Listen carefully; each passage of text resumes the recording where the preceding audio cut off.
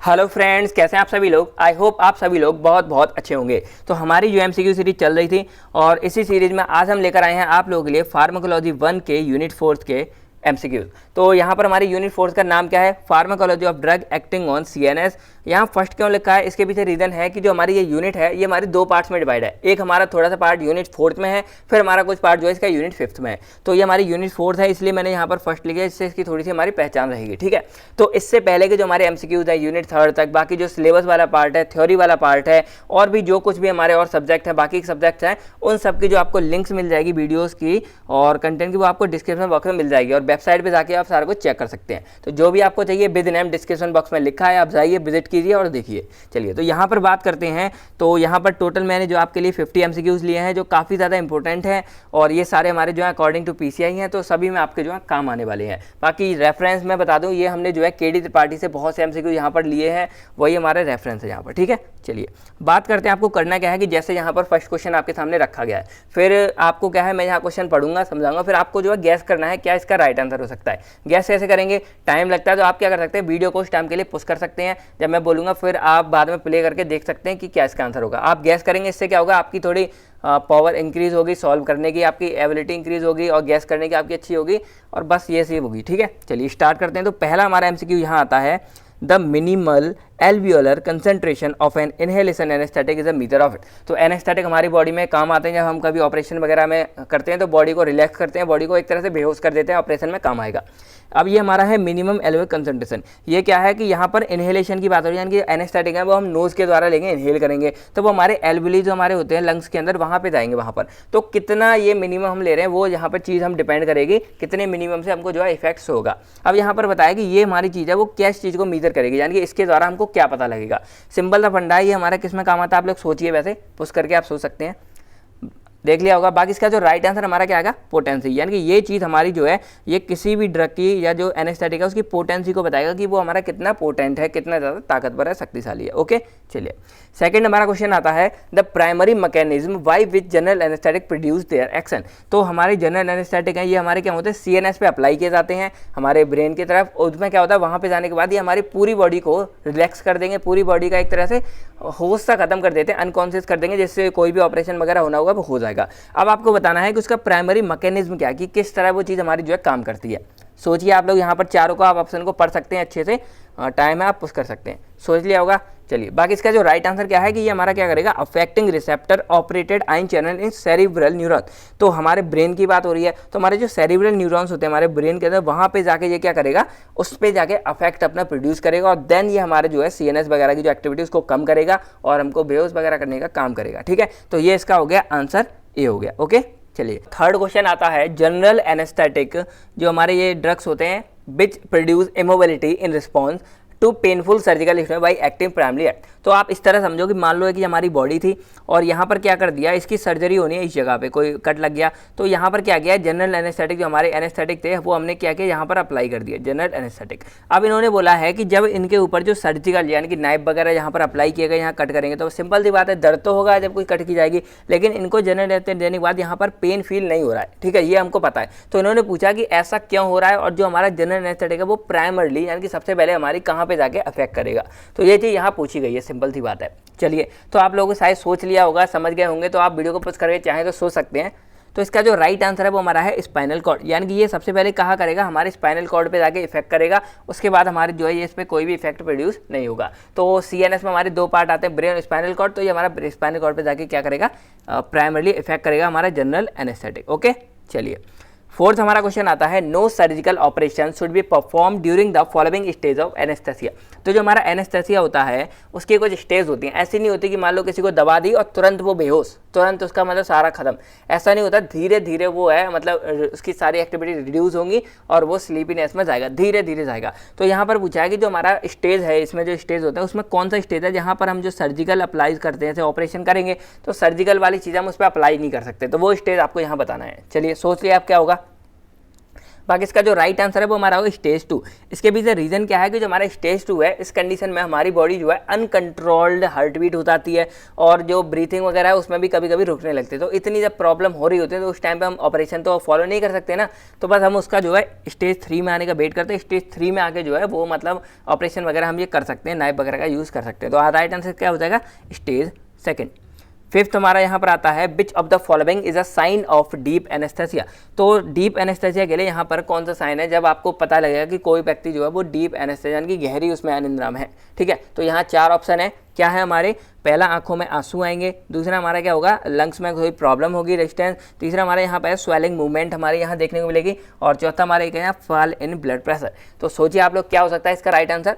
बाकी इसका जो राइट आंसर हमारा क्या है? फॉल इन ब्लड प्रेशर, यानी कि जो हमारा ब्लड प्रेशर है उसमें थोड़ी सी कमी हो जाएगी, गिरावट दिखेगी, और यही हमारा साइन होगा यहाँ पे डीप एनेस्थेसिया का। भाई सिंपल सी बात है, ब्लड प्रेशर कहते हैं ना, खून बहुत तेज दौड़ रहा है तो बंदा बहुत ज़्यादा इफेक्टिव है, और खून एकदम स्लो हो गया, मरियम हो गया, हार्ट बीट भी कम हो जाएंगे और बंदा भी थोड़ा सा ढीला ढाला हो जाएगा। तो वही रीज़न है यहाँ पर फॉल इन ब्लड प्रेशर, यानी कि ब्लड प्रेशर कम हो जाएगा तो हमको पता लग जाएगा कोई बंदा डीप एनेस्थेसिया में है कि नहीं है। 6 हमारा क्वेश्चन आता है the following factor delay induction with an inhaled general anaesthetic. तो इन चारों में से कोई एक ऐसा मेथड है जो एक ऐसा मतलब रीजन है जो क्या करेगा, हमारी जो इनहेलेशन हो रही थी जनरल एनेस्थेटिक की उसको ये क्या करेगा? रोक देगा। तो ये आपको यहाँ बतानी है। ठीक है, तो आप लोग यहाँ चारों स्टडी कीजिए। वैसे मैं एक चीज़ सिंपल बता दूँ, इनहेलेशन वर्ड आ रहा है और इनहेल्ड का मतलब क्या है? वो हम लंग्स में लेंगे भाई, ऐसे माउथ के, और लंग्स में क्या होते हैं? हमारे एल्विलीज होते हैं, वो एल्विलाइज जो होते हैं वो एक्चुअल में सारा काम करते हैं, CO2 ऑक्सीजन को मतलब रिप्लेस करेंगे और ब्लड में भेजने का ये सारा काम करते हैं। तो यहाँ पर कौन सा फैक्टर है वो हमारा वो कर देगा, इसको मतलब डिले कर देगा। तो इसका राइट आंसर हमारा होगा ए, यानी कि एल्वियोलर परफ्यूजन वेंटिलेशन मिसमैच। अगर ये वेंटिलेशन वगैरह मिसमैच होगी, ये चीज़ें थोड़ी गड़बड़ हो जाएंगी, तो फिर ये मेथड हमारा जो है एनेस्थेसिया को थोड़ा सा और ज़्यादा डिले कर देगा, लेट होगा। ठीक है, तो ये हमारा इसका राइट आंसर हो जाएगा। 7th हमारा आता है यहाँ पर second gas effect is exerted by the following gas when को एडमिनिस्ट्रेटेड विद हेलोथेन। तो यहाँ पर हमारा सेकंड गैस इफेक्ट को आप समझो ये क्या होता है। तो जब हम एनेस्थेसिया अप्लाई करते हैं, यहाँ पर मान लो ये हमारा हेलोथेन जो हमारा एडमिनिस्ट्रेशन, इसको हम अप्लाई कर रहे हैं किसी भी बॉडी में, हमने मान लो ये एनेस्थेसिया हम दे रहे हैं, बॉडी है, तो इसके साथ में एक गैस हमारी एक्सेस मात्रा में हमारी बॉडी में अंदर चली जाती है। उस गैस की वजह से वो हमारा जो है सेकंड गैस इफेक्ट कहलाता है। गैस का वर्ड आ गया, तो वो गैस यहाँ पर कौन सी है, यही यहाँ पर इन्होंने पूछा है।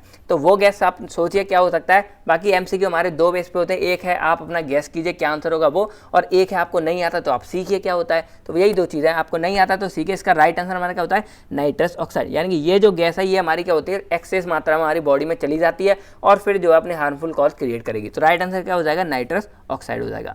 8th हमारा आता है diffusion hypoxia likely to occur only after use of nitrous oxide. तो वही मैंने बताया कि नाइट्रस ऑक्साइड हमारा साथ में हमारी बॉडी में इंड्यूस हो गया एनेस्थेसिया के साथ में। अब ये क्या कॉज करेगा? क्या, तो ये हमारी बॉडी में डिफ्यूजन हाइपोक्सिया कॉज कर रहा है। तो वो क्यों कर रहा है, इसके पीछे रीजन क्या है कि हमारा ये नाइट्रस ऑक्साइड क्या होता है। तो सिंपल अगर मैं आपको जनरल बताऊं तो ये जैसे हमारे एल्वियोलस पे जाएगा तो वहाँ का काम क्या होता है? वो ऑक्सीजन को भाई ले रहा है, उसको दे रहा है। तो यहाँ पर ये क्या करेगा? ये उस जगह को एक्सेस को कवर कर लेगा, क्योंकि ये हमारा क्या है? हाई कंसंट्रेशन में एक्सेस मात्रा में अंदर आ रहा है, तो वहाँ पर ऑक्सीजन की धीरे धीरे कमी होने लगी, जिस वजह से वहाँ पर डिफ्यूजन हाइपोक्सिया हो जाएगा। तो इसका अगर यहाँ पर आप देखेंगे तो इसका राइट आंसर हमारा क्या निकलेगा? यहाँ पर बी निकलेगा। मतलब क्या है कि has a low blood solubility, इसकी कम होती है। दूसरी बात क्या है? हाई कंसंट्रेशन में इसका जो है यूज हो रहा है, इसकी वजह से ये जो हमारा है वो हाइपोक्सिया यहाँ पर कॉज कर रहा है। ओके, चलिए 9th हमारा आता है यहाँ पर the following anaesthetic can be used by the open drop method. तो ओपन ड्रॉप मेथड के लिए यहाँ पर कौन सा एनेस्थेटिक यूज़ करते हैं? तो यहाँ पर वैसे तो आंसर आपको दिख गया, ईथर है, लेकिन कैसे यूज़ करते हैं आप इस मेथड को समझ लो। जैसे मान लो ये कोई भी लेटा हुआ है यहाँ पर, तो ये इसने मास्क लगाया हुआ है, या कोई मास्क ले लो, ओपन मास्क ले लो, उस पर हम क्या करते हैं? ड्रॉप वाइज जो है एनेस्थेसिया वहाँ पर अप्लाई कर देते हैं, और उसी मास्क के द्वारा फिर वो जो है व्यक्ति जिसको चाहिए एनेस्थेसिया वो एनेस्थाइज हो जाता है, और बस एक्टिविटीज़ की डाउन हो गई, बेहोश वगैरह हो जाता है, सो जाता है। ठीक है, तो ये इसका राइट आंसर है, ओपन ड्रॉप मेथड का ईथर हो गया। 10th हमारा यहाँ पर आता है the minimal alveolar concentration of halothane.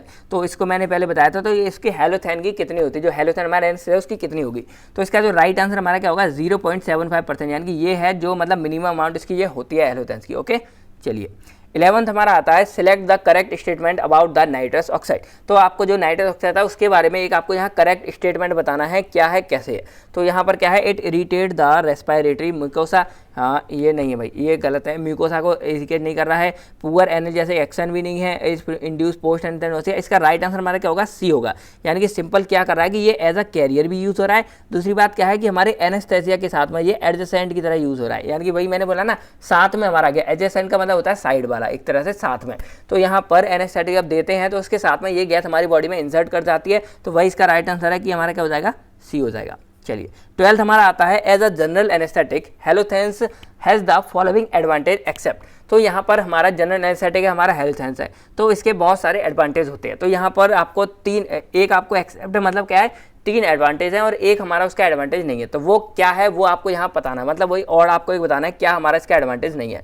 तो यहाँ पर 4 ऑप्शन है, आप लोग सोचिए क्या होगा। नीचे से देखते हैं प्लीजेंट एंड नॉन इरिटेटिंग, ये तो होता ही है, प्लीजेंट भी होगा और इरिटेट भी कॉज नहीं करता है। दूसरा रैपिड इंडक्शन ऑफ एनेस्थेसिया, ये भी करता है। तीसरा नॉन इन्फ्लेमेशन और नॉन एक्सप्लोजिव है, यानी कि खतरनाक नहीं है और जलने वाला नहीं है, ये इतना मतलब ये है। चौथा हमारा है वेरी गुड एनाल्जेसिक एक्शन, तो ये इसका जो है राइट आंसर होगा। यानी कि क्या होगा, यानी कि ये एक एनाल्जेसिक एक्शन शो नहीं कर रहा है। एनाल्जेसिक और एनेस्थेटिक में थोड़ा सा डिफरेंट होता है। एनाल्जेसिक हमारा क्या है, जो हमको पेन किलर की तरह यूज करते हैं, यानी कि कहीं बीमारी दर्द हो रहा है तब हम उसका यूज कर रहे हैं। लेकिन जो एनेस्थेटिक है उसको हम पहले यूज करते हैं, यानी कि पहले हम दे देंगे जिससे ऑपरेशन वगैरह होगा तो वो बंदा जो है स्लीप में हो जाएगा। ठीक है, चलिए 13th हमारा यहाँ क्वेश्चन आता है residual CNS depression is least mark after the use of the following anaesthetic.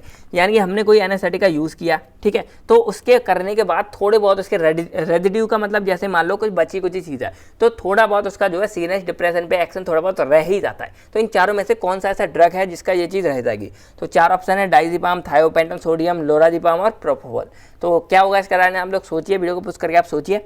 बाकी इसका जो राइट आंसर हमारा क्या होना है, प्रोपोफॉल। यानी कि ये जो ड्रग है इसका थोड़ा बहुत जो है रेजिड्यूल यहाँ पर रह जाता है सीएनएस डिप्रेशन पे। ओके, चलिए 14th हमारा आता है induction of anaesthesia with propofol is often attended by. तो जो हम यहाँ पर एनेस्थेसिया यूज़ कर रहे हैं उसमें अगर हम प्रोपोफॉल का यूज़ करें या प्रोपोफॉल के साथ में यूज़ करें तो हमारी बॉडी पर उसके क्या मतलब इफेक्ट होंगे, क्या अटेंड होगा। तो यहाँ पर आपके सामने लिखे हुए हैं। पहला हमारा है ट्रांजिएंट एपनिया। इसका मतलब क्या है कि मान लो थोड़ी बहुत देर के लिए ऐसे सांस रुक गई, एकदम 10-20 सेकंड के लिए अचानक कहते हैं ना सांस नहीं आ रही, एकदम रुक गई, वो चीज़ यहाँ पर होती है एपनिया वाली। दूसरा हमारा है sharp short lasting falling blood pressure, जो बीपी एकदम हमारा डाउन हो गया लेकिन कम समय के लिए डाउन हुआ, अचानक कहते हैं एकदम बहुत ज़्यादा लो हो गया फिर ठीक हो गया, ये हमारी प्रॉब्लम। तीसरा हमारा पेन इन इंजेक्टेड वेन, यानी कि जिस जहाँ भी हम इंजेक्ट कर रहे हैं अपने इस ड्रग को उस जगह पे ये पेन क्रिएट करेगा। तो ये तीनों के तीनों हाँ इससे होते हैं, जो हमारा प्रोफ्योरल है इसके द्वारा। तो हमारा राइट आंसर क्या हो जाएगा, ऑल ऑफ द अबव। यानी कि ये सारे के सारे हमारे कॉज होंगे वो हमारे अगर हम प्रोपोफॉल का यूज़ करते हैं तो हमारी बॉडी में हमको देखने को मिलेंगे। 15th हमारा आता है यहाँ पर dissociative anaesthesia is produce by. तो जो हमारा एनेस्थेसिया है, डिसोसिएट का मतलब समझो कि मान लो हमने एनेस्थेसिया यूज़ किया तो अगर मैंने अपने ऊपर किया तो मेरा इस दुनिया से एक तरह से ये समझो मुझे मतलब ही नहीं रहेगा क्या है कैसे, मेरे एकदम मतलब डिटैच हो जाऊंगा मैं यहाँ से, सारा कुछ मेरा हट जाएगा, समझ ही नहीं आएगा कुछ तरीके क्या हो रहा है कैसे हो रहा है। तो ये है कि मतलब ये समझो आपको रियलिटी से डिटैच कर दिया गया। तो इस तरह के हमारे एनेस्थेसिया हैं, तो इन चारों में से आपका कौन सा वो एनेस्थेसिया जो इस तरह का काम करेगा, तो ये आपको यहाँ बताना है। सोचिए क्या होगा। बाकी इसका जो राइट आंसर क्या है, केटामीन। यानी कि ये हमारा है एक्चुअल में जो हमारा एज अ डिसोसिएटिव एनेस्थेसिया की तरह हम यहाँ पर यूज़ करते हैं। ओके, चलिए 16th हमारा यहाँ पर आता है केटामीन, जो हमने अभी देखा था। केटामीन is the preferred anaesthetic for the following except. तो जो हमारा केटामीन है ये हमारा एनेस्थेटिक की तरह हम इसको यूज़ कर रहे हैं। तो यहाँ पर इसके बहुत सारे फंक्शन है, लेकिन कोई एक काम है जो मतलब एक कंडीशन है जब हम इसका यूज़ नहीं करते, बाकी हम हर कंडीशन में इसका यूज़ करेंगे। देखें पहला क्या है, तो यहाँ पर अस्थमैटिक में हम ऑपरेशन के टाइम पर हम इसका यूज़ करते हैं भाई सीएनएस में। दूसरा क्या है, सॉरी उसमें एनेस्थेसिया की तरह। तीसरा क्या है, बर्न ड्रेसिंग, यानी कि कहीं जल वगैरह गए तो उसमें ड्रेसिंग करनी है स्टिंग, तो उस टाइम पर हम इसका यूज़ करेंगे। तीसरा हम ट्रॉमा कंडीशन में यूज़ करते हैं। चौथा हमारा हाइपरटेंसिव, तो इस कंडीशन में हम इसका यूज़ नहीं करेंगे। रीज़न क्या है कि जो हमारा केटामीन है ये खुद जो है ब्लड प्रेशर को बढ़ाता है, हाइपरटेंसिव कॉज करेगा। तो अगर हम हाइपरटेंसिव में इसका यूज़ कर लेंगे तो भाई आप समझ सकते हो कितना ज़्यादा ये नुकसान, सीवियर नुकसान कॉज कर सकता है। तो इसका राइट आंसर हमारा क्या होगा, हाइपरटेंसिव हो जाएगा। 17 हमारे यहाँ पर आता है select the anaesthetic that increase cardiac output and blood pressure.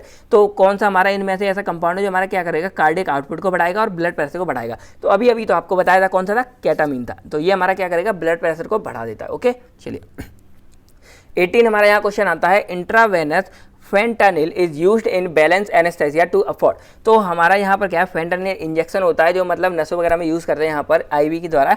तो वो हमारे यहाँ पर क्यों मतलब क्या उसका इफेक्ट है, कैसे क्या करा, तो वो चीज़ आपको यहाँ पर बतानी है। ठीक है, चलिए सोचिए। पहला हमारा रिलैक्सेशन चेस्ट मसल है उसको रिलैक्स करेगा, गैस्ट्रिक एसिड को सप्रेस करेगा, अनकॉन्शियसनेस कॉज करेगा यहाँ की एनाल्जेसिक। तो इसका राइट आंसर हमारा क्या होगा, आप लोग सोच रहे होगा, राइट आंसर हमारा एनाल्जेसिया, यानी कि ये हमारा क्या है, एज यहाँ पर एनाल्जेसिया का इफेक्ट जो है वो प्रोड्यूस करेगा। ओके, चलिए 19 हमारे यहाँ पर आता है क्वेश्चन यहाँ पर, use of morphine in pre anaesthetic medication. तो हम मॉर्फिन का यहाँ पर प्री एनेस्थेटिक मेडिकेशन तरह यूज़ कर रहे हैं, क्यों कर रहे हैं ये आपको बताना है, कब कर रहे हैं ये आपको यहाँ बताना है। ठीक है, तो प्री एनेस्थेटिक का मतलब क्या है कि जैसे मान लो कोई भी हमारी ड्रग वगैरह है उसका हम क्या कर रहे हैं कि जैसे मान लो कल ऑपरेशन होने वाला है किसी पेशेंट का, तो आज या 1-2 दिन पहले हम उसको वो दवा देंगे जिससे वो एक रात पहले अच्छे से सो सके, जिससे ऑपरेशन टाइम में उसको कोई प्रॉब्लम ना हो। दूसरी कंडीशन क्या है कि इससे हमें ये भी पता लग जाता है कि एनेस्थेटिक का कोई नुकसान तो नहीं है किसी बॉडी पर, कोई साइड इफेक्ट, कोई कॉज, ये सारी चीज़ हमको जो है पता लग जाती हैं। तो इस सब के लिए हम मॉर्फिन का यहाँ यूज़ करते हैं। तो क्यों करते हैं, किस वे पर यूज़ करेंगे, ये आपको यहाँ बताना है। ठीक है, तो राइट आंसर इसका क्या होगा, डी होगा। यानी कि इसका मतलब क्या है कि ऐसे पेशेंट जिनको जो है पेन वगैरह हो रहा है, यानी कि कोई बीमारी है, दर्द वगैरह वाली कोई बीमारी है, दर्द हो रहा है, उस कंडीशन में हम मॉर्फिन को यूज़ करते हैं। वरना और भी हमारे सिंपल अच्छे हैं तो उसका हम प्री एनेस्थेटिक का यूज़ करते हैं, लेकिन इस कंडीशन में हम जो है मॉर्फिन का यूज़ करते हैं, क्योंकि ये हमारी मॉर्फिन थोड़ी मतलब वैसे भी हेल्प करेगी, पेन वगैरह में भी हेल्प करेगी। ओके, चलिए 20 हमारा यहाँ क्वेश्चन आता है, use of glycopyrrolate in pre anaesthetic medication serve the following purpose except. तो ग्लाइकोपाइरुलेट को as a pre anaesthetic medication use करते हैं, हम सबको पता है। तो उसके बहुत सारे पर्पज हैं, तो इन चारों में से 4 उसके मतलब 3 फंक्शन है और एक उसका फंक्शन नहीं है। तो वो आपको यहाँ बताना है क्या नहीं है, क्या इसमें ऑड है। ठीक है, चलिए तो यहाँ पर आप लोगों ने सोच लिया होगा, सोच लिए, वीडियो को पोस्ट करके आप देख सकते हैं। तो बाकी इसका जो राइट आंसर है वो हमारा क्या है, सी, यानी कि क्या है, produce amnesia for pre operative event. यानी कि यहाँ पर क्या है कि प्री ऑपरेटिव जो हमारे इवेंट्स होते हैं ऑपरेशन वगैरह वाले, उस टाइम की जो भुलाने की चीज़ है, यानी कि वो सब यार भूल जाए, तो वो भूलने वाली चीज़ यहाँ पर ये कॉज नहीं करता है। अमनेसिया का मतलब क्या होता है, स्मृति लॉस, यानी कि मेमोरी लॉस मान लो उस टाइम की उस पर्टिकुलर चीज़ की, तो वो यहाँ पर ये कॉज नहीं करता ग्लाइकोपाइरुलेट, इसलिए ये नहीं होता यहाँ पर। ये हमारे किस लिए होता है यहाँ पर, और भी मतलब इसके बहुत सारे काम है। तो इसका आंसर हो जाएगा सी, यानी कि ये हमारा प्रोड्यूस नहीं करता है अमनेसिया को। ओके, चलिए 21 हमारा आता है, the following drug is routinely use in the pre anaesthetic medication for pre long operation. यानी कि लंबे समय तक के लिए हम जो ऑपरेशन वगैरह होता है, लंबे समय तक के लिए हम जो है प्री एनेस्थेटिक मेडिकेशन की तरह यहाँ पर एक ड्रग को यूज़ कर सकते हैं। तो 4 ड्रग आपके सामने दिए हैं, उस वो कौन सा ड्रग है जिसको हम जो है लंबे समय तक के लिए as a pre anaesthetic medication तरह यूज़ कर सकते हैं, एट्रोपिन, मॉर्फिन, प्रीमिथाजाइन या फिर रेनिटिडिन। ठीक है, तो इसका राइट आंसर आप लोग सोच लिए। बाकी इसका जो राइट आंसर है हमारा क्या होगा, रेनिटिडिन होगा। यानी कि इसका राइट आंसर हमारा डी है, जिसको हम एज अ लॉन्ग यानी कि लंबे समय तक के लिए हम इसका यूज़ कर सकते हैं। चलिए 22 हमारा आता है, effect of alcohol on sleep has the following feature. तो एल्कोहल के हमारे स्लीप पर क्या फीचर है, क्या इसका मतलब इफेक्ट हमारी स्लीप पर, हमारी नींद पर क्या इफेक्ट पड़ेगा अगर कोई दारू वगैरह ज़्यादा पीता है तो यहाँ पर 4 ऑप्शन दिए हैं। क्या होगा, पहला हमारा है डिपेंडेबली हिप्नोटिक, यानी कि इन्होंने ये बताया कि ये वैसे तो हिप्नोटिक की तरह यूज़ है लेकिन इसकी आदत पड़ जाती है, तो ऐसा नहीं है, इसको हम हिप्नोटिक की तरह यूज़ नहीं कर सकते हैं। दूसरा हमारा क्या है, improve the quality of sleep. ये तो बिल्कुल बेकार बात है भाई, नींद, आपकी नींद की जो क्वालिटी है, टाइम टेबल है, इस सबको तो वो भाई बिगाड़ ही देगा, कौन सा अच्छा करेगा। तीसरा हमारा है डिसऑर्गेनाइज स्लीप आर्किटेक्चर। ये बिल्कुल सही है, क्योंकि जो आपकी नींद है उसका जो टाइम टेबल है, जो आर्किटेक्चर, आप इतने बजे सोते हो, इतने बजे उठते हो, कितने घंटे की सोने हैं, 6 घंटे 8 घंटे, तो ये सारे सिस्टम को जो हमारी अल्कोहल जो है बिगाड़ के रख देगी। अगर मान लो किसी ने अच्छे से पी ली तो 2 दिन उठ ही नहीं रहा है, किसी ने 4 दिन नहीं उठ रहा, कोई उठ गया तो सो नहीं रहा, तो ये सारे रीज़न हमारे अल्कोहल होते हैं, यानी कि ये हमारी स्लीप को क्या कर देगा, एकदम बिगाड़ के रख देता है। तो राइट आंसर हमारा क्या हो जाएगा, सी हो जाएगा। ओके, चलिए 23 हमारे यहाँ पर आता है, patient treated with the following drug should be caution not to consume alcoholic beverage. Simple समझो कि यहाँ पर 4 ड्रग हैं, तो एक ऐसा ड्रग है अगर उसको आप लेते हो तो उसके साथ में एल्कोहलिक ना कोई चीज़ ले सकते हो एल्कोहल की, ना ही एल्कोहल को ले सकते हो, तो वो कौन सा ड्रग है ये आपको यहाँ बताना है। चलिए सोच लिया होगा। बाकी इसका राइट आंसर क्या है, मेट्रोनिडाजोल। ये ऐसा ड्रग है जिसको हम अगर लेते हैं तो अल्कोहल की कोई भी चीज़ हम इसके साथ में नहीं ले सकते हैं। 24 हमारा आता है, moderate amount of alcohol produce the following effect except. तो अल्कोहल का अगर हम मीडियम अमाउंट में यूज़ करते हैं तो वो यहाँ पर कौन सा इफेक्ट जो है शो करेगा, एक को छोड़ के, तो वो आपको यहाँ बताना है। तो फ्लशिंग, सिंपल सी बात है, वही आपकी बॉडी मतलब ऐसा लगेगा हमारे चेहरे पे जैसे देख के पता लग जाता है कि भाई ये तो पिया हुआ है, इसका मतलब कुछ चढ़ा के आया, फेस वगैरह में थोड़ा वैसा हो जाता है और बीमार सा लगता है, ये सारी चीज़ें। ट्रैकीकार्डिया, वही हमारा जो मतलब अबनॉर्मल हार्ट बीट, हमारी हार्ट बीट एकदम अबनॉर्मल हो जाती है, कम ज़्यादा, ये सारी चीज़ें। डायूरेसिस मतलब क्या है कि हमारी प्रोडक्शन, यूरिन की प्रोडक्शन जो है बढ़ जाती है, तो ये तीनों कॉज करता है। आपने देखा होगा जो भाई ज़्यादा एल्कोहल वगैरह पीते हैं, ज़्यादा लिक्विड पीते हैं, उनको ऑयल वगैरह ज़्यादा आती है, तो डायूरेसिस होगा। तो इसका राइट आंसर क्या होगा, rise in body body temperature, यानी कि बॉडी टेम्परेचर में कोई यहाँ पर बढ़ाव या राइज नहीं होगा अगर हम एल्कोहल का नॉर्मली यूज़ करते रहते हैं तो। ओके, चलिए 25 हमारा आता है यहाँ पर disulfiram is use for the treatment of. तो जो डाइसल्फिराम जो ड्रग होता है वो क्या कहता है, एक्चुअल में एल्कोहल को ठीक करने के काम आता है, एल्कोहल की प्रॉब्लम को। तो यहाँ पर किस कंडीशन में हम इसको यूज़ कर सकते हैं, कौन सी कंडीशन में ठीक होगा? पहला है एक्यूट एल्कोहल इंटॉक्सिकेशन, या छोटी मोटी हमारी एल्कोहल की प्रॉब्लम है उस टाइम इसका यूज़ करेंगे। दूसरा, जब फिजिकली और मेंटली दोनों तरीके से हमारा जो बंदा है वो एल्कोहल में डूब चुका है। तीसरा हमारा है alcohol physically but not physically depend, यानी कि मेंटली तो वो डिपेंड है लेकिन वो फिजिकली डिपेंड नहीं है। और चौथा हमारा है बोथ। तो यहाँ पर राइट आंसर हमारा होगा सी वाला। क्यों होगा? क्योंकि ये ऐसी कंडीशन को ठीक करेगा जब जो बंदा है या कोई पर्सन है वो अल्कोहल पे मेंटली तो डिपेंड है कि नहीं मिलेगी परेशानी, लेकिन फिजिकली डिपेंड नहीं है। फिजिकली आप ऐसा समझो कि उसकी बॉडी भी इस कंडीशन में पहुंच गई कि अगर उस बॉडी को अल्कोहल नहीं मिली तो वो बॉडी वर्क ही नहीं करेगी। तो वो कंडीशन में पहुंच जाते हैं तो थोड़ा सा डिफिकल्ट हो जाता है ठीक करना। बाकी मेंटली अगर कोई प्रॉब्लम है तो हमारा जो डाइसल्फिराम है वो इसमें हेल्प करेगा। ओके, चलिए 25 हमारा आता है ethanol is used in methanol poisoning because. तो हमारा इथेनॉल है वो हमारी मिथेनॉल की पॉइजनिंग में हेल्पफुल है, उसको ठीक कर रहा है। तो ऐसा क्यों कर रहा है, यहाँ पर क्या उसका मैकेनिज्म है, ये चीज़ आपको यहाँ बतानी है। तो 4 ऑप्शन है, आप लोग पढ़िए। पहला है मिथेनॉल के एक्शन को एंटागोनाइज कर देगा। दूसरा हमारा है मेथेनॉल की मेटाबॉलिज्म को बढ़ा देगा। तीसरा हमारा है मेटाबॉलिज्म जो मेथेनॉल है उसकी मेटाबॉलिज्म को कम कर देगा। और साथ में जो उसकी मेटाबोलाइट्स बन रहे थे, जो डेंजरस मेटाबोलाइट बन रहे थे, उसको भी ये कम कर देगा। तो हाँ फ्रेंड, यही हमारा जो है इसका राइट आंसर है। क्या राइट आंसर है? सी है, यानी कि जो हमारा इथेनॉल है ये क्या करेगा, हमारा जो मिथेनॉल है इसकी मेटाबॉलिज्म को खत्म कर देगा। और मेटाबोलाइट होने के बाद जो उसके मेटाबोलाइट्स बन रहे थे वो थोड़े टॉक्सिक थे जो हमारी बॉडी में हार्मफुल क्रिएट कर रहे थे, तो उसको भी हमारा क्या कर देगा, इनहिबिट कर देगा। तो राइट आंसर हमारा क्या हो जाएगा, इसका सी हो जाएगा। ठीक है, चलिए 27 हमारा आता है hypnotic benzodiazepine increases the period of time spend in the following stage of sleep. तो जो हमारे बेंजोडाइजापीन्स है उसकी जो हिप्नोटिक है, अगर मतलब ज़्यादा मात्रा में यूज़ कर रहे हैं तो वो हिप्नोटिक की तरह यूज़ करते हैं। तो वो हमारी स्लीप की जो हमारी स्टेज होती हैं उसमें किस जो हमारी स्टेज है उसके टाइम को ये बढ़ा देगा। तो जो हम नींद लेते हैं वो ऐसा तो नहीं लेटते आप एकदम सो जाते हो गहरी नींद में, थोड़ा थोड़ा टाइम लगता है, किसी को कम लगता है, किसी को 5 मिनट, 10 मिनट, किसी को आधा घंटा। तो उसी में ये स्टेज वाइज हमारे डिवाइड होते हैं। इसको मैं कभी आगे मतलब डिटेल में पढ़ाऊंगा। तो यहाँ पर पूछा है कि जो हमारा बेंजोडाइजापीन है वो कौन सी स्टेज को बढ़ा देता है। तो यहाँ पर इसका राइट आंसर होगा हमारा स्टेज सेकंड, यानी कि स्टेज सेकंड में क्या कर रहा है ये कि हमारी जो नींद की आई मूवमेंट, हमारी धीरे धीरे आंखों का मतलब चलना फिरना बंद हो जाता है और हमारी जो बॉडी है वो रिलैक्स होती है। तो उस वाली स्टेज को जो हमारे क्या कर देता है, इंक्रीज कर देता है। राइट आंसर हमारा क्या हो जाएगा, स्टेज सेकंड। 28 हमारे यहाँ पर आता है hypnotics dose of diazepam produce the following action. तो जो हमारा डाइजीपाम है उसकी जो हिप्नोटिक डोज है, यानी कि भाई हमारी ज़्यादा मात्रा में हम डोज ले रहे हैं तो इनमें से कौन सा वो एक्शन हमारी बॉडी में कॉज करेगी, तो ये आपको यहाँ बतानी है। ठीक है, चलिए सोच लिया होगा आपने।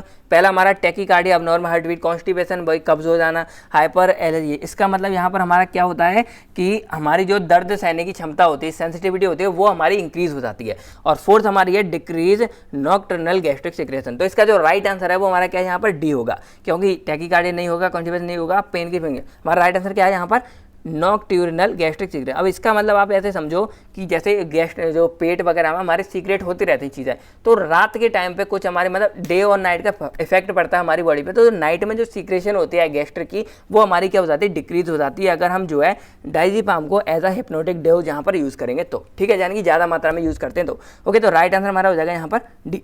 20 पर 29 क्वेश्चन आता है the primary mechanism of action of diazepam. तो बेंजोडाइजीपाम्स के हमारे मैकेनिज्म क्या होते हैं, तो हमको याद हो सेडेटिव हिप्नोटिक्स में हमने पढ़ा था कि ये हमारे क्या करते हैं, गावा रिसेप्टर के अंदर जाके और गावा के जो अल्फा बीटा वाली सब यूनिट होते हैं वहाँ जाके ये बाइंड करेगा और क्लोराइड आयन को ओपन करेगा और क्लोराइड आयन हमारे अंदर आएंगे, हाइपरपोलाइजेशन होगी। तो क्या इसका राइट आंसर होगा, यहाँ पर सिंपल दिख रहा है गावा वाला काम है, तो राइट आंसर इसका हो जाएगा डी, यानी कि हमारा क्या करेगा, गावा मीडिएटेड क्लोराइड इन्फेक्ट को चालू कर देगा। ओके, चलिए 30 हमारा आता है the following drug exerted reaction through गावा ए बेंजोडाइजापीन रिसेप्टर क्लोराइड एन। तो वही जो अभी मैंने आपको रिसेप्टर बताया वही रिसेप्टर है, लेकिन वहाँ पर इन चारों में से कौन सा ड्रग जाके बाइंड करेगा और अपना एक्शन देगा, ये आपको यहाँ बताना है। तो 4 ड्रग है हमारे, बैक्लोफेन, जोल्पिडेम और विकिकुलिन और फिनोबार्बिटॉन। तो क्या इसका राइट आंसर होगा, सोचिए। बाकी इसका जो राइट आंसर हमारा क्या है, वैक्लोफेन, यानी कि ये जो ड्रग है वो एक्चुअल में यहाँ जाके जो बाइंड करेगा और अपना एक्शन शो करेगा। चलिए 31 हमारा आता है at a single hypnotic dose the pharmacokinetic of diazepam is characterised by. तो यहाँ पर क्या है, डाइजीपाम की हमको फार्माकोकाइनेटिक बतानी क्या होगी अगर हम उसको सिंगल हिप्नोटिक डोज की तरह यहाँ पर यूज़ कर रहे हैं। चलिए, तो यहाँ 4 ऑप्शन दिए है। फार्माकोकाइनेटिक में हमारा एडीएमई वाला सिस्टम आता है, तो क्या इसका राइट आंसर होगा, सोचिए आप लोग, पढ़ लीजिए आप अच्छे से वीडियो को पुश करके। चलिए सोच लिया होगा। बाकी इसका जो राइट आंसर हमारा क्या होगा कि slow elimination and mark distribution, यानी कि जो हमारा क्या करेगा अगर ये चीज़ हमारी, तो इसकी काइनेटिक में एक तो एलिमिनेशन इसका स्लो होगा, बाहर निकलने की क्षमता, दूसरा ये हमारी बॉडी में रीडिस्ट्रीब्यूट भी होगा, यानी कि हमारी बॉडी में एब्जॉर्ब होगा अगेन, फिर हमारी बॉडी में फिर से डिस्ट्रीब्यूट हो जाएगा। तो ये हमारी 2 चीज़ें यहाँ पर होंगी।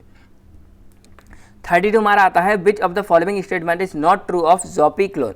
तो यहाँ पर कुछ हमारे ड्रग्स दिए हुए हैं, तो बस आपको उन ड्रग्स के बारे में कुछ बातें स्टेटमेंट बतानी है, और मे भी आपको नहीं पता होंगे, मुझे पता है यहाँ पर ये इतना डीपली नहीं किसी पढ़ता है, तो बस आप यहाँ पर वीडियो को पुश कीजिए, इन चारों को अच्छे से पढ़ लीजिए और सीख लीजिए क्या इसका राइट आंसर होगा। ठीक है, चलिए, तो इसका जो राइट आंसर हमारा 32 का क्या होगा, यहाँ पर सी होगा कि it does not act by potentiating GABA. ठीक है, तो यहाँ आप अच्छे से इसको स्टडी कर सकते हो। ओके, चलिए 33 हमारा आता है ज़ोलपीडेम differ from diazepam in that. तो जो हमारा ज़ोलपीडेम एक ड्रग है, डाइज़ेपाम ड्रग है, तो ज़ोलपीडेम हमारा डाइज़ेपाम से किस तरह डिफर करता है, क्या इसमें अलग है, क्या चीज़ें हैं, तो ये चीज़ आपको यहाँ बतानी है। ठीक है, तो 4 ऑप्शन यहाँ पर दिए हुए हैं, तो इसका जो राइट आंसर हमारा क्या होगा सोचिए आप लोग।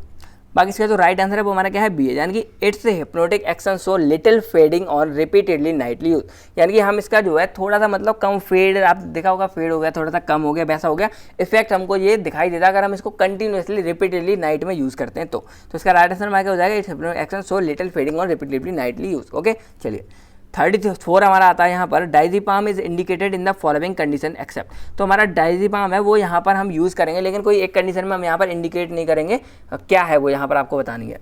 ठीक है, सोच लिया होगा। बाकी इसका राइट आंसर में क्या है, जनरलाइज टॉनिक क्लोनिक, यानी कि ग्रैंड मेल एपिलेप्सी, यहाँ पर हम जो है यहाँ पर इसका चीज़ का यूज़ नहीं कर रहे हैं, कंडीशन को एक्सेप्ट करें। ओके, चलिए 35 हमारा आता है the following drug is use to reverse the CNS depression produce by diazepam. तो यहाँ पर एक ऐसा ड्रग है जो क्या करेगा, सीएनएस डिप्रेशन का जो इफेक्ट है, जो डाइज़ेपाम ने प्रोड्यूस किया था, सीएनएस को डिप्रेस किया था, उसके इफेक्ट को ये रिवर्स कर देगा, पहले जैसा ला देगा। सोचिए क्या इसका आंसर होगा।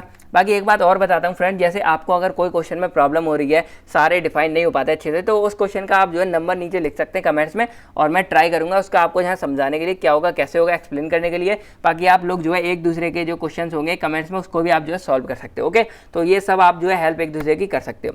तो इसका राइट आंसर आप लोग सोचिए क्या होगा 35 का हमारा। चलिए, तो इसका राइट आंसर हमारा क्या है, फ्लूमाजेनिल। ये हमारा जो ड्रग है ये एक्चुअल में यहाँ पर रिवर्स कर देगा हमारी जो सीएनएस के डिप्रेशन हुई डाइज़ेपाम से उसको। ओके, चलिए 36 हमारा आता है select the correct statement about flumazenil. तो जो अभी हमारा ड्रग जिसके बारे में यहाँ पे पढ़ा था, सीएनएस की डिप्रेस कर रहा है उसको, तो उसका यहाँ पर क्या इफेक्ट है, तो यहाँ 4 ऑप्शन दिए हैं, वो चीज़ आपको यहाँ पर पढ़ के बतानी है। ठीक है, चलिए सोच लिया होगा वीडियो को पॉज करके।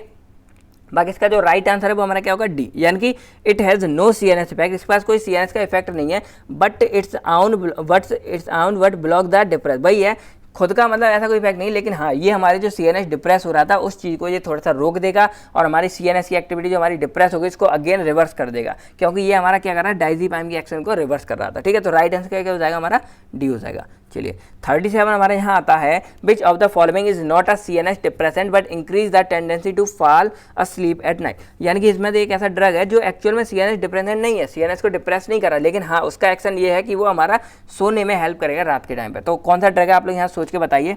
चलिए, बाकी इसका जो राइट आंसर वो क्या है, मेलाटोनिन, यानी कि ये ऐसा ड्रग है जो हमारा ये दोनों काम करेगा, स्लीप करने में हेल्प करेगा, लेकिन सीएनएस के पास खुद की एक्टिविटी नहीं है। 38 हमारा आता है the barbiturates having higher anti convulsant sedative activity ratio.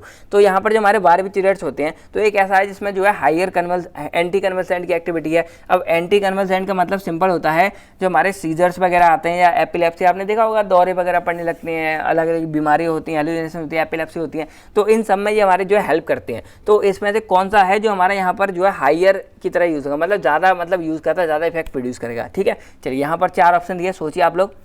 बाकी इसका जो राइट आंसर हमारा क्या होगा, फिनोबार्बिटोन, यानी कि फिनोबार्बिटोन है वो हमारा एक्चुअल में इन चीज़ों के लिए यहाँ पर जो है यूज़ होगा। चलिए 39 हमारा आता है select the anti epileptive drug that is effective in manic depressive illness as well. तो मैनिक डिप्रेशन क्या होती है, हमारी मेंटल इलनेस होगी, यानी कि दिमाग की बीमारी, जिसको हम जो है बाइपोलर डिसऑर्डर भी बोलते हैं। इसमें क्या हो रहा है, अचानक जो है माइंड स्विम हो रहा है, जैसे मान लो एकदम तो दिमाग बहुत तेज हो गया, एक्टिविटी बढ़ गई, ये करूँगा वो करूँगा, ऐसे पागल से हो रहा है। एक बार में क्या होता है, आपका दिमाग एकदम शांत हो गया, यानी कि हमारा दिमाग एकदम डिप्रेस हो जाएगा, जैसे कुछ है ही नहीं, कोई छोड़ के चला गया हो, तेज सुनता। तो ये दोनों चीज़ें मतलब माइंड स्विंग हो रहे हैं। तो ये जो हमारी बीमारी है इसमें कौन सा हमारा ड्रग जो है यहाँ पर हम जो है इसको यूज़ करेंगे इफेक्टिव है, तो वो आपको यहाँ बतानी है। ठीक है, चलिए सोच लिया होगा। बाकी इसका राइट आंसर क्या है, कार्बामेज़ेपाइन। ये हमारा एक्चुअल में ड्रग है जो हमारा जो है इन चीज़ों के लिए, मैनिक डिप्रेशन में हम जो है इसका यूज़ कर सकते हैं। ओके, चलिए 40 हमारा आता है sodium valproate has been shown to. अब हमारा एक ड्रग है सोडियम बेलप्रोट, तो इसके बारे में आपको यहाँ बताना है क्या होगा, कैसे होगा।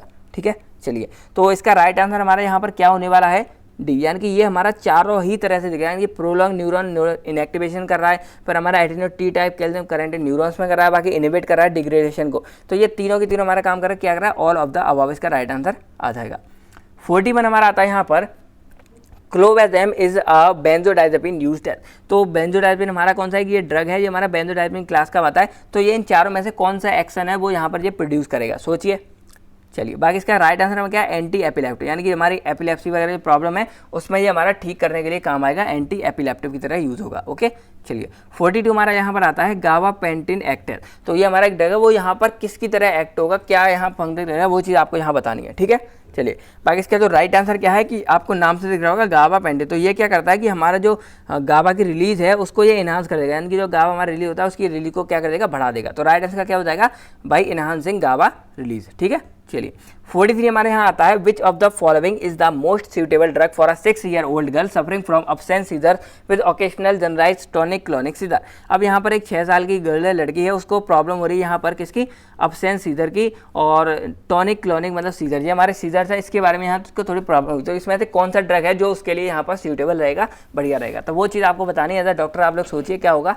चलिए बाकी इसका जो राइट आंसर हमारा क्या होगा, सोडियम बालप्रोड। तो ये इस ड्रग का यहाँ पर हम जो है इस बच्ची पर यहाँ पर यूज़ कर सकते हैं उसको ठीक करने के लिए। ओके चलिए 44 हमारा आता है, hypnotic benzodiazepine are more powerful enzyme inducer than barbiturate. तो क्या हमारे जो बेंजोडाइजेपिन हमारे जो है वो हमारे एंजाइम इंड्यूसर ज़्यादा हैं बार्बिचुरेट से, तो ये बात आपको बतानी है। तो ये बात हमारी बिल्कुल क्या है, गलत है। ये हमारा क्या आ जाएगा यहाँ पर राइट आंसर, फॉल्स आ जाएगा। ओके चलिए 5th हमारा यहाँ आता है, which of the following chemical agents are use in the treatment of insomnia. तो इंसोमनिया हमारी बीमारी होती है जब हमारी नींद नहीं आती है, अच्छे से नींद में प्रॉब्लम हो रही है, तो वो कंडीशन है। तो यहाँ पर हम कौन सा केमिकल एजेंट्स उसके लिए यूज़ करेंगे ज़्यादा, तो ये आपको यहाँ पर जो है बताना है। सोचिए सिंपल सी बात है, हमारी नींद ना आती तो हमारे जितने भी CNS वाले यूज़ होते हैं तो उसमें हमारा बेंजोडाइजेपिन भी है, इमिडाज़ोपायरिडीन भी है, और हमारे बार्बिचुरेट्स भी है। तो हमारा राइट आंसर क्या हो जाएगा, ऑल ऑफ द अबव, यानी कि ये सारे के सारे हमारे जो है इंसोमनिया बीमारी में काम आएंगे। ओके चलिए 46 हमारा आता है, barbiturates increase the rate of metabolism of. तो हमारे जो बार्बिचुरेट्स हैं इन चारों में से एक चीज़ के वो क्या कर देंगे, मेटाबॉलिज्म के रेट को बढ़ा देते हैं। तो वो चीज़ आपको यहाँ बतानी है। ठीक है चलिए सोच लिया होगा। बाकी इसका जो राइट आंसर हमारा क्या है, ग्लूकोकॉर्टिकॉइड। ये हमारे स्टेरॉइड्स होते हैं, इसकी जो एक्टिविटी है मेटाबॉलिज्म हमारे बॉडी में, उस चीज़ को ये हमारे बार्बिचुरेट्स क्या करेंगे, इंक्रीज कर देंगे। ओके सिंपल सी बात है। 47 हमारा आता है, which is the following is glycine antagonize. तो जो हमारा ग्लाइसिन एक ड्रग होता है उसको जो एंटागोनाइज करेगा, तो इन चारों में से कौन सी चीज़ है जो उसको एंटागोनाइज करेगा, तो ये आपको यहाँ बताना है। ठीक है चलिए सोच लिया होगा। बाकी इसका राइट आंसर क्या है, स्ट्राइचिनिन है। तो ये इसका ड्रग है जो यहाँ पर क्या करेगा, हेल्प करेगा। 48 हमारा आता है, risk of neural tube defect in the offspring can be minimise in pregnant women receiving anti epileptic drug by supplement therapy. तो यहाँ पर सिंपल सी बात है, जैसे एक ट्यूब के द्वारा यहाँ पर जुड़े होते हैं, आपको पता होगा बच्चे और वो होते हैं माँ, तो यहाँ पर एक वो ट्यूब है, तो ऐसे कौन सा ड्रग यहाँ पर यूज़ करें कि जो हमारा एंटी एपिलेप्टिक वो है वो यहाँ पर हमारी थोड़ी मतलब ठीक हो जाए, यहाँ पर बंदे को इतना मतलब वो ना हो, बच्चे को कोई नुकसान ना पहुँचे। तो इस चीज़ में यहाँ बताइए क्या होगा, सोचिए आप लोग। बाकी इसका तो राइट आंसर है हमारा क्या, फॉलिक एसिड, यानी कि फॉलिक एसिड यहाँ पर हमको यूज़ करेंगे। ठीक है सिंपल सी बात है। चलिए 49 हमारा आता है, safe limit of daily alcohol consumption is. तो यहाँ पर मैन और वुमेन्स में थोड़ा सा कंपैरिजन पूछा है कि किस में हमारी जो है अल्कोहल कंजप्शन की जो लिमिट है वो हमारी कैसी होगी, क्या होगी। तो यहाँ पर 4 ऑप्शन है, सेम फॉर मैन वुमेन में सेम होनी चाहिए, नहीं है पहला। दूसरा हमारा lower for women than for man, यानी कि वुमेन्स में ये कैपेसिटी थोड़ी हमारी कम होती है मैन के मुकाबले। तो बिल्कुल सही आंसर है यही वाला। तो वुमेन्स में थोड़ी सी कम होती है हमारे मैन के मुकाबले अल्कोहल कंज्यूम करने की क्षमता। ठीक है चलिए, तो अब मैं आपसे एक दो बात और बोलूँगा। जैसे अगर ये जो हमारे क्वेश्चंस है ये आपको दिख रहे हैं, ठीक है, लेकिन ऐसा नहीं आप टोटल इन्हीं पे डिपेंड हो जाएं, क्योंकि MCQs हमारे बहुत बन सकते हैं, इसमें कोई लिमिट नहीं है। एक ही चीज़ के आप 4-5 बना सकते हैं, ऑप्शन से उठा के फिर आप एक MCQ बना सकते हैं, तो कुछ भी कैसे भी आ सकते हैं। तो ऐसा नहीं है कि मतलब टोटल ही डिपेंड हो गए हो, हेल्प लो, बाकी आप खुद भी और भी सॉल्व कर सकते हो, बुक्स वगैरह भी यूज़ कर सकते हो। ठीक है चलिए 50 हमारे यहाँ क्वेश्चन आता है, which of the following motivating factor is the least important for the alcohol drinking habit. तो इस क्वेश्चन का आपको जो है आंसर यहाँ कमेंट में लिख के बताना है कि ऐसा कौन सा मोटिवेटिंग फैक्टर है जो हमें क्या कर रहा है, लीस्ट इंपोर्टेंट है, हमें अल्कोहल ड्रिंकिंग की आदत को ले लिया यहाँ पर। तो यहाँ बताइए, 4 ऑप्शन है हमारे, तो आप इसके स्क्रीनशॉट ले लीजिए कुछ भी और कमेंट्स करके हमें बताइए। बाकी आपको ये वीडियो कैसी लगी कमेंट करके बताइएगा। बाकी मिलते हैं आपसे बहुत जल्द नेक्स्ट वीडियो में, तब तक friend thank you, take care, आपसे अपना और अपनी फैमिली का ख्याल रखिएगा। Bye bye friends.